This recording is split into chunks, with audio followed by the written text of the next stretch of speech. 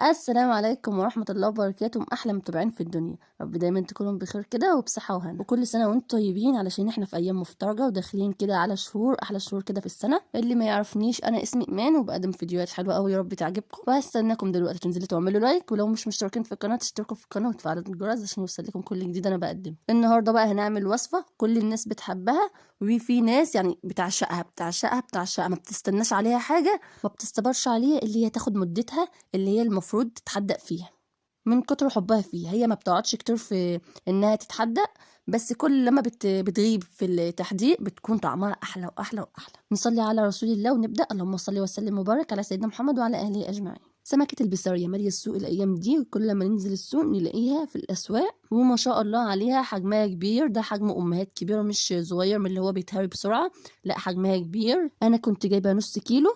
جنب الأكل كنت عاملة سمك مشوي، قلت أجيب نص كيلو جنب الاكل كده، ليه جنب الاكل بحبه مقلي قوي.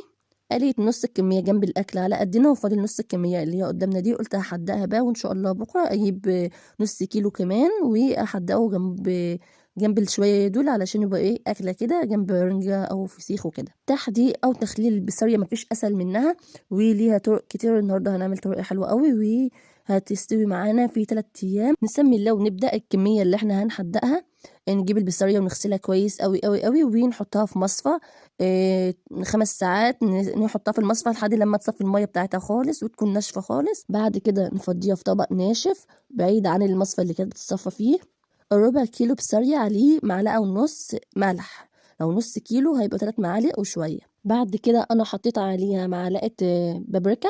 البابريكا هتخليها لونها حلو قوي، لونها الاحمر زي اللي احنا بنشتريه من بره من عند الفسخاني. لو حابه شطه حطي شطه. انا حطيت حبه كده شويه كده ربع معلقه. البسارية المتحدقه والسردين المتحدق بيكونوا حلوين قوي، وهم مشطشطين. لو انت مش عايزاها مشطشطه، مش بتحبي الحراق، حطي لها رشه بسيطه مش هتبان، بس هتدي طعم حلو برضو في البسارية. في ناس بتحط لها كركم، انا معرفش اللي بيحطهم للفسيخ والحاجه اللي بتتحدق كركم ازاي. انا حطيت هنا معلقه بابريكا، بتديها لون حلو، والصوص اللي بينزل منها اللي احنا هنشوفه في الاخر ده بيكون حلو وجميل. واصلا اللي بيحدقوه بره بيحطوا لها بابريكا، ما بيحطوا لهاش كركم. تمام. قلبت البسارية حلوة قوي في البابريكا والشطة والملح، وجبت بقى علبة تلاجة، علبة تكون بتتقفل أو برطمان.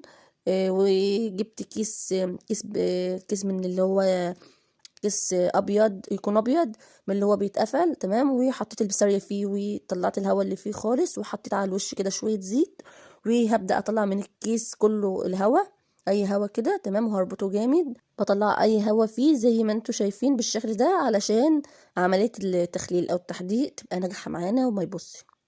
بعد لما طلعنا بقى الهوا منها، حطيناه بقى في الكيس، ولازم نهبط كده علشان كله يخش في بعض، ما يكونش فيه هوا. وهنحطها بره التلاجة، نحطها على ترابيزة المطبخ 5 ايام 4 ايام. تمام. لو بتقعد اكتر من كده بتكون حلوة. تاني يوم بقى جبت نص كيلو للتحديق. جنب الكمية اللي أنا عملتهم، جبت بقى النص كيلو دول هحدقهم للفطار لوقت جوع. أنا جوزي بيحب البسارية دي، بيعشقها، أنا بعملها علشانه، أنا ما بحبهاش بصراحة. أنا يعني آخري فسيخ رنجة، أما البسارية متحدقة والسردين ما بحبهمش. البسارية جميلة وصبحة وعينيها حمرا وفيها لمعة حلوة قوي، دي بتكون صبحة. جبت بقى الكمية وحطيت عليهم بقى ملح، وحطيت عليهم بابريكا وشطة زي ما عملنا في الطريقة، نفس الطريقة بتاعتنا عملناها. ومكة هي بتعمل معايا علشان لازم تحط ايديها في كل حاجة. السرية دي هتطلع مسكرة كده عشان مكة حاطة ايديها بس فيها. نفس الخطوات اللي احنا عملناها في اول الفيديو هنعملها مع الكمية اللي انا جبتها دي نص كيلو، وهحط على وشها كده شوية زيت. تمام. مكة بتقول لكم هتقعد 5 ايام وتاكلوها بألف هنا. وغطيت العلبة كويس جدا وركنتها على الترابيزة جنب اختها. جه بقى اليوم اللي احنا هناكلها فيه، او جوزي طلب بقى قال لي هاتيلي بقى بسرية من اللي انتي محدقاه، كفايه عليها تحديق كده. هي قعدت 3 ايام والنتيجه طلعت، يعني هو بيقول حلوه تسلم ايدي، هو قال لي تسلم ايدي يبقى تسلم ايدي.